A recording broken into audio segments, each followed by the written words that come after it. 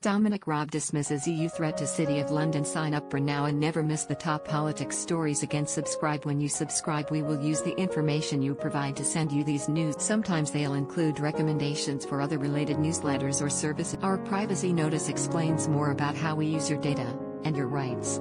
You can unsubscribe at any. Dominic Raab laughed off claims the EU will try to overtake Britain as the leading financial centre. This comes after Amsterdam took over the City of London as Europe's top share. Speaking to Andrew Marr, the Foreign Secretary ridiculed suggestions that the EU threaten one of Britain's great industries, and warned that Brussels' move will eventually backfire against the bloc. BBC's Andrew Marr said, "In the week just past, Amsterdam took over London's leading role as the centre of European equities being dealt with, and there are lots of pieces of hard evidence of companies moving hundreds of people out of the city to the continent. There is a sense that something is changing for what has been one of Britain's great industry. Are we beginning to see the City of London being eclipsed by the EU? Given the EU wants to take that business into its own territory, we don't have many levers to use against them, do we?"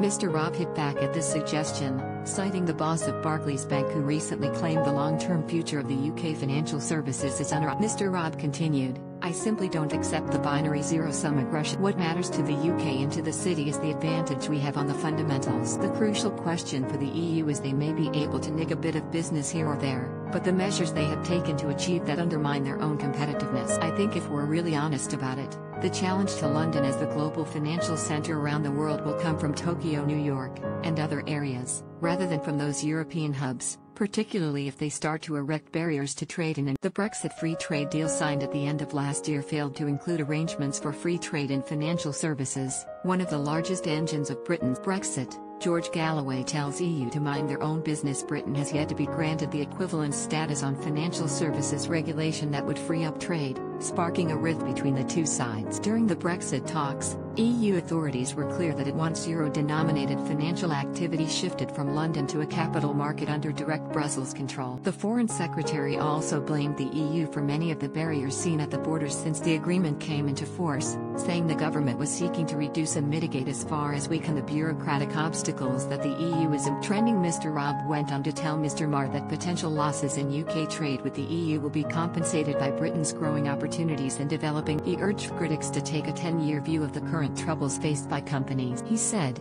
"You can always take individual cases, and I know they matter, but overall we're in an excellent position to grasp the opportunities of a global. I think if you take a 10-year view, as well as looking at the short-term risk, which is right to do, actually the growth opportunities in the future are going to come from emerging and developing economies. It's certainly right to say that we want to bank the baseline of our European trade. It's very important to us, and they are obviously our neighbor. But if you look at the opportunities for growth in the future for UK companies, the growth economies are going to come from the Indo-Pacific region, and the EU agrees with that assessment."